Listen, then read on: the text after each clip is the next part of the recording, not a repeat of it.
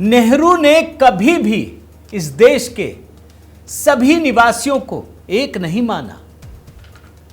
वो मानते ही नहीं थे कि इस देश के लोग एक साथ खड़े हैं।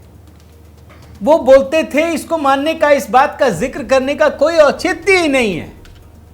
लेकिन प्रधानमंत्री मोदी साफ साफ कहते हैं कि जब बात देश की होती है ना, तो पूरा 140 करोड़ लोग एक साथ एक जज्बे के साथ खड़े हो जाते हैं। 2 विंडो दिखा रहा हूं आपको।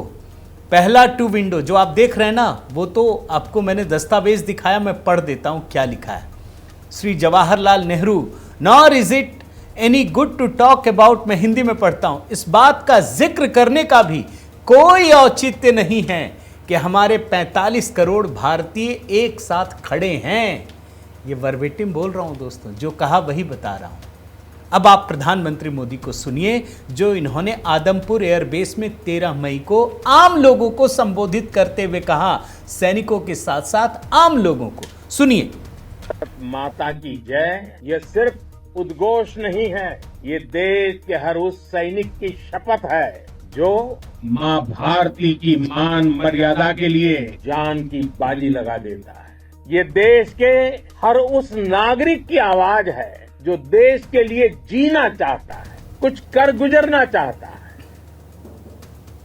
देखा आपने दोस्तों।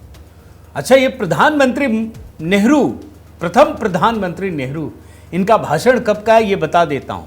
ये भाषण है 14 अगस्त 1962 का। 1962 में ही चीन से युद्ध हुआ था और ये लोकसभा में दिया बयान है, जो भी मैं आपको दिखाने जा रहा हूं। मैं बता दूंगा अगर कोई दूसरा होगा तो दोस्तों। अब ये 2 विंडो देखिए। प्रधानमंत्री नेहरू देश को बटा हुआ मानते थे और ये कहने की बात नहीं है, उन्होंने कहा है। लेकिन प्रधानमंत्री मोदी सबको एक साथ लेकर चलते हैं।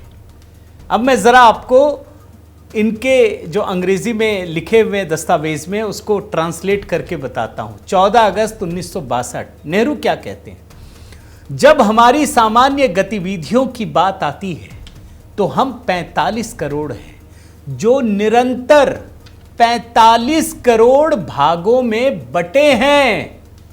अगर इतने नहीं तो कम से कम अनेक भागों में तो बटे हैं। एकता और एकता के प्रयास का मतलब यह नहीं है कि बिल्कुल ही आलोचना न की जाए। मतलब नेहरू यह मानने को तैयार ही नहीं थे कि इस देश में कोई एकता है।